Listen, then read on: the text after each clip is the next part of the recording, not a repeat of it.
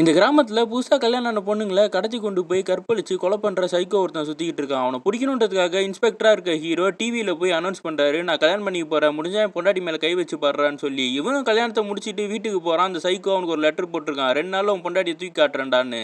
ஹீரோக்கு கல்யாணம் ஆன வீட்டில் ஒரு வேலைக்காரனும் ஒய்ஃபும் இருப்பாங்க. அவங்க தான் எல்லா வேலையும் பார்த்துக்கிட்டு இருக்காங்க. அந்த வேலைக்காரன் எல்லா வேலையும் செஞ்சுட்டு இருக்க சமயத்தில் அவங்களோட ஒய்ஃபு வீட்டில் அவன் பெட்டியை ஓப்பன் பண்ணி பார்த்தா இறந்து போன பொண்ணுங்களோட ட்ரெஸ் எல்லாமே அதுக்குள்ளே இருக்குது. அதை பார்த்த உடனே பதறி போயிடுறா.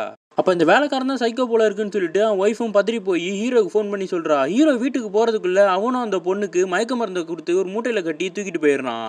வேலைக்காரனோட ஒய்ஃபும் நம்மளும் கண்டுபிடிக்கணும்னு சொல்லிட்டு அவனோட ட்ரெஸ்ஸை எடுத்து ஒரு மோப்ப நாய் கிட்ட கொடுக்குறான். அந்த நாயும் கரெக்டாக கண்டுபிடிச்சி ஒரு கிணத்துக்கிட்ட போகுது. உள்ள போய் பார்த்தா அந்த வேலைக்காரன் இந்த பொண்ணு கிட்ட தப்பா நடந்துகிட்டு இருக்கான். மேலே வந்து இந்த பொண்ணையும் போட்டு அடிக்கிறான். அப்போ இந்த வேலைக்காரன் சொல்றான், எல்லாத்துக்கும் காரணம் நீதான்னு சொல்லிட்டு. ஏன்னா இவங்க 2 பேரும் கல்யாணம் ஆயிருந்திருக்கோம். இந்த பொண்ணு ஒரு தடவை அவன் கிட்ட வரும்போது உனக்குலாம் ஆண்மே இல்லையான்னு சொல்லி இவனை வெறுப்பேற்றிட்டு இருந்திருப்பா. அதுல சைக்கோவானவன் தான் இந்த மாதிரி பொண்ணுங்கள்லாம் கடத்தி கொண்டு போய் இந்த மாதிரி பண்ணிக்கிட்டு இருந்திருப்பான். இந்த வேலைக்காரனும் அவன் பொண்டாட்டி அடிச்சு சேத்துக்குள்ள தள்ளிட்டு மறுபடியும் கிணத்துக்குள்ள போய் அந்த பொண்ணு கிட்ட தப்பா நடந்துகிட்டு இருக்கான். இந்த பொண்ணு தாங்க முடியாம ஒரு பெரிய மண்வெட்டி எடுத்துட்டு வந்து அந்த கிணத்துக்குள்ளே இறங்கி அவன் தலையை தனியா வெட்டி எடுத்துட்டு போய் போலீஸ் ஸ்டேஷன்ல கொடுத்து சரண்டர் ஆயிடுறா.